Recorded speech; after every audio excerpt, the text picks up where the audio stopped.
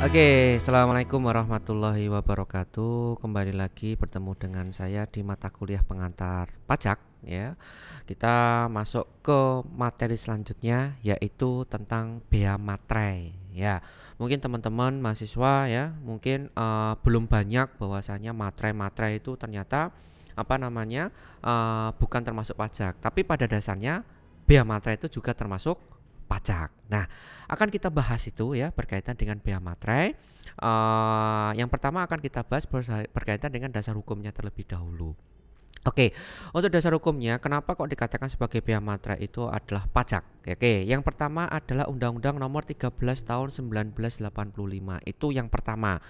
Kemudian ada lagi peraturan pemerintah nomor 24 tahun 2000. Terus kemudian ada keputusan Menteri Keuangan nomor 476 garing KMK.03 garing 2002 tentang permateraian. Kemudian peraturan Menteri Keuangan nomor 65 garing PMK.03 tahun 2014 tentang bentuk, ukuran, warna benda materai. Kemudian yang terakhir peraturan Menteri Keuangan nomor 70 garing PMK.03 garing 2014 tentang tata cara permateraian kemudian. Oh iya, perlu saya jelaskan dulu bahwasanya per 2021 nanti kita ada perubahan materai ya. Selama ini kita menggunakan materai yang 3.000 sama 6.000. Oke. Nah, sekarang ini mau diubah menjadi 10.000. Nah, tapi aturannya belum jelas ya. Nanti untuk dasar hukumnya lebih lanjut nanti kalau misalkan sudah ada perubahan akan saya tambahkan materinya di PPT di kemudian hari ya. Tapi kalau melalui podcast ini yang sudah jelas yaitu peraturan Menteri Keuangan nomor 70 garing PMK.03 garing 2014 tentang tata cara permateraian kemudian. Oke, itu nanti sambil berjalan. Nah, sebelumnya saya akan menjelaskan terlebih dahulu apa yang dikatakan sebagai bea materai. Nah, ini teman-teman juga harus tahu dulu apa yang dikatakan sebagai bea materai. Yang dikatakan sebagai bea materai itu adalah pajak tidak langsung. Jadi sekali lagi bea materai itu masuk kategori pajak, tapi sifatnya tidak langsung. Oke, yang dipungut secara insidental atau sekali dipungut atas dokumen yang disebutkan dalam Undang-Undang Bea Materai. Nah, berdasarkan undang-undang ini yang dikatakan sebagai dokumen. Berdasarkan pasal 1 ayat 2 Undang-Undang Bea Materai, yang dikatakan sebagai dokumen itu ada sebagai berikut. Yang pertama adalah kertas yang berisikan tulisan. Jadi berisikan tulisan itu dikatakan sebagai dokumen. Ini saya cetak tebal. Tetapi apakah semua kertas yang berisikan tulisan itu juga dikatakan sebagai dokumen? Tidak. Ya, tapi ada kelanjutannya. Kertas yang berisikan tulisan yang mengandung arti dan maksud tentang perbuatan, keadaan, atau kenyataan bagi seseorang dan atau pihak-pihak yang berkepentingan. Nah, itu baru dikatakan sebagai dokumen. Contohnya dikatakan di sini surat. Ya, ada surat kuasa misalkan ya. Dan akta. Ya, akta itu misalkan akta jual beli misalkan. Nah, itu bisa dikatakan sebagai dokumen. Nah, untuk dokumen sendiri ada objek pajaknya. Siapa saja itu? Untuk dokumen objek bea materai yang pertama adalah surat perjanjian. Jadi kalau misalkan ada surat perjanjian biasanya itu harus dibubuhi materai ya. Atau surat-surat lainnya, antara lain surat kuasa, surat hibah, surat pernyataan. Misalkan kalau teman-teman itu buat surat pernyataan seharusnya harus ditempeli materai. Oke. Yang dibuat dengan tujuan untuk digunakan sebagai alat pembuktian mengenai perbuatan, kenyataan atau keadaan yang bersifat perdata. Jadi kalau semuanya tertulis kalau di dalam bahasa hukum itu perdata. Tapi kalau sudah ada tindak lebih lanjut lagi setelah perdata itu pidana biasanya. Tapi kalau ini secara tertulis, maka sifatnya adalah perdata.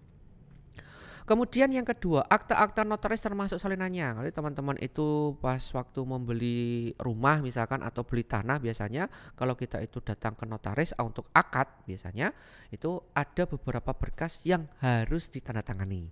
Nah, yang ditandatangani itu biasanya akan ditempeli materai ya, biasanya seperti itu.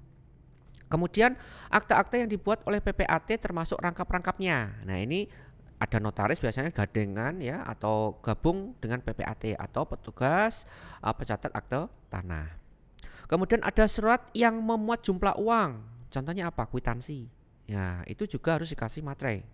kalau misalkan memuat jumlah uang.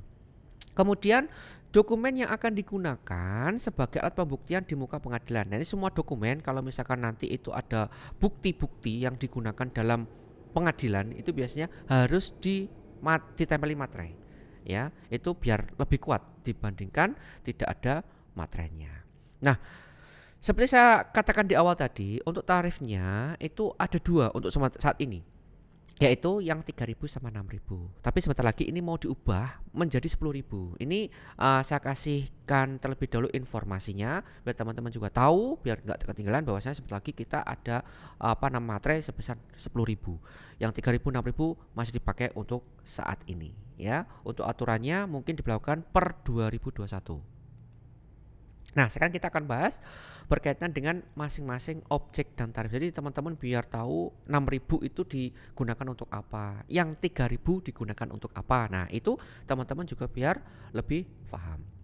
Untuk objek dan tarif, yang pertama adalah untuk tarif 6.000 ya, yang berkaitan dengan objeknya surat perjanjian dan surat-surat lainnya tadi. Ada surat perjanjian, ada surat kuasa ya, atau surat pernyataan tadi, itu ditempelinya sebesar 6.000 ya. Jadi sekali lagi, kalau Anda itu melakukan surat perjanjian ya, misalkan itu surat perjanjian jual beli tadi sudah saya jelaskan, ada sewa menyewa, tukar menukar, pinjam meminjam, utang piutang dan seterusnya, itu harus ditempeli dengan materai 6.000 ya. Sekali lagi seperti itu. Kemudian surat perjanjian dibuat oleh pemerintah RI dengan negara lain, misalkan P3B, bantuan keuangan kerjasama di bidang pemberantasan penyelundupan, akte kelahiran, surat izin usaha, paspor, SIM, STNK, IMP, izin mendirikan bangunan misalkan, itu bukan termasuk objek bea materai. Artinya apa? Artinya tidak diperkenankan untuk diberi materai 6.000. Ya, itu bukan masuk kategori sebagai objek, tapi itu juga dikatakan sebagai dokumen. Tapi tidak masuk kategori sebagai objek bea materai. Itu untuk objek yang pertama, berkaitan dengan surat perjanjian dan surat-surat lainnya. Yang kedua, ya, objek yang kedua berkaitan dengan akte notaris termasuk salinannya, termasuk akte yang dibuat oleh pejabat pembuat akte tanah tadi, PPAT. Nah, kalau misalkan ada salinan-salinan tersebut, apabila kita itu berkaitan dengan akta notaris atau akta yang dibuat oleh PPAT, maka tarif yang digunakan sebesar 6.000 ya. Jadi sekali lagi, untuk objek pajaknya untuk akta notaris termasuk PPAT itu tarif pajaknya sebesar 6.000. Oke. Yang ketiga, yaitu berkaitan dengan objek pajak yang menggunakan sejumlah uang ya. Surat yang memuat jumlah uang itu ada 3 kategori ya. Yang pertama adalah yang menyebutkan penerimaan uang, misalkan kwitansi ya, kwitansi pembayaran dan seterusnya itu. Kemudian yang menyatakan pembukuan uang dan atau penyimpanan uang dalam rekening di bank yang dikatakan sebagai nota kredit. Misalnya kalau kita itu surat perjanjian ya, biasanya kalau mau kita buka rekening itu biasanya kita suruh tanda tangan di surat pernyataan pembukuan uang gitu ya, pada saat kita buka rekening itu ada materai 6.000-nya. Kemudian yang berisikan pemberitahuan saldo rekening di bank itu juga harus, atau rekening koran biasanya itu juga sebenarnya harus dikasih materai 6.000. Nah, kategorinya gimana? Apakah semuanya 6.000? Jawabannya tidak kalau kita memuat sejumlah uang. Yang pertama di sini, apabila dia itu nominalnya itu 0 sampai 250.000. Jadi kalau misalkan nilai nominalnya itu dalam kwitansi itu 0 sampai 250.000, itu tidak boleh diberi atau tidak perlu dikenakan biaya materai. Ya, 0 sampai 250.000. Kemudian yang mempunyai harga nominal lebih dari 250.000 sampai dengan 1 juta. Jadi antara 250.000 misalkan, lebih ya, bukan sama dengan ya. Kalau sama dengan tidak perlu, tapi lebih dari 250.000 sampai 1 juta, maka materai yang digunakan adalah 3.000. Kemudian yang mempunyai harga nominalnya lebih dari 1 juta, di atas 1 juta, maka materai yang digunakan sebesar 6.000. Nah, itu teman-teman juga harus memahami ini ya, berkaitan dengan surat yang memuat jumlah uang. Oke. Kemudian yang keempat yaitu objek dan tarif untuk cek.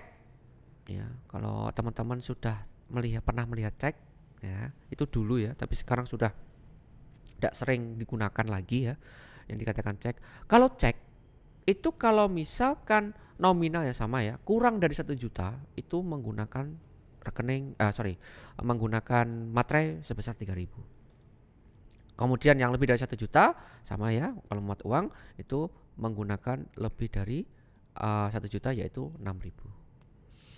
Nah, kemudian selanjutnya yaitu dokumen yang akan digunakan sebagai alat pembuktian di muka pengadilan. Jadi kalau surat-surat yang digunakan sebagai bukti di pengadilan, yang pertama di sini berkaitan dengan surat-surat biasa dan surat-surat kerumah tanggaan yang sebelumnya itu tidak berharga misalkan, kemudian itu dijadikan sebagai pembuktian di depan muka pengadilan, maka harus dikasih materai. Materainya berapa? Sebesar 6.000.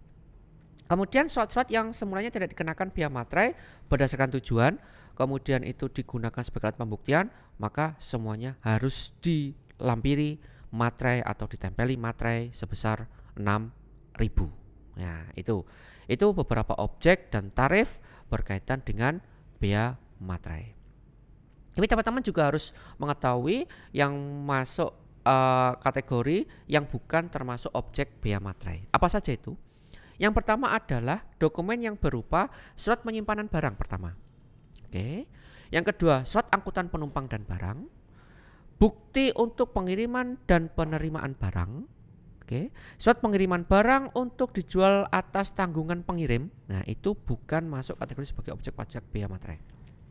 Kemudian segala bentuk ijazah SD, SMP, SMA, S1, S2, S3 semuanya tidak boleh dikasih materai. Tanda terima gaji, kemudian pensiun, misalnya slip gaji ya, pensiun, uang tunjangan atau pembayaran lainnya yang ada kaitannya dengan hubungan kerja serta surat-surat yang diserahkan untuk mendapatkan pembayaran itu tidak perlu dikasih materai.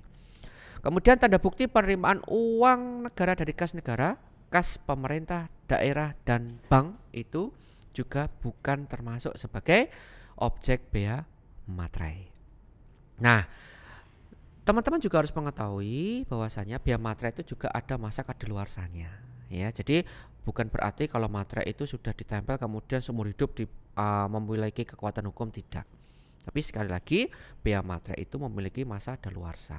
Berdasarkan pasal 12 Undang-Undang Bea Materai disebutkan di sini kewajiban pemenuhan bea materai dan denda administrasi yang terutang menurut undang-undang ini memiliki masa kadaluarsa setelah lampau waktu 5 tahun, maksimum 5 tahun. Jadi kalau misalkan kalau ada MOU perjanjian apapun itu biasanya maksimum 5 tahun dan dikasih materai. Itu mempunyai kekuatan hukum. Setelah itu tidak. Karena apa? Memiliki kekuatan hukumnya itu selama 5 tahun. Terhitung sejak tanggal dokumen dibuat. Nah, ini teman-teman juga harus memahami ini. Kenapa bea materai itu juga memiliki namanya masa kadaluarsa.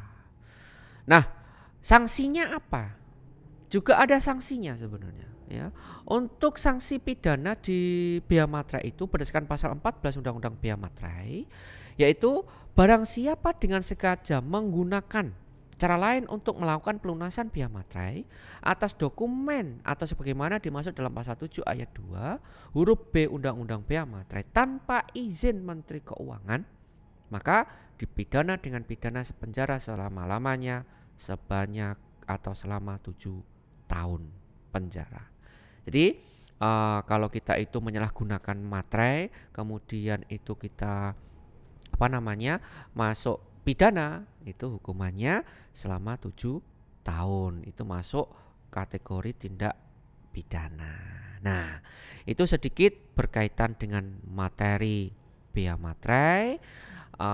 Kalau misalkan masih ada yang belum jelas atau belum paham, silakan ditanyakan di kelas online lewat Google Classroom. Apabila masih belum paham juga, silakan nanti kita bahas di kemudian hari. Terima kasih atas perhatiannya.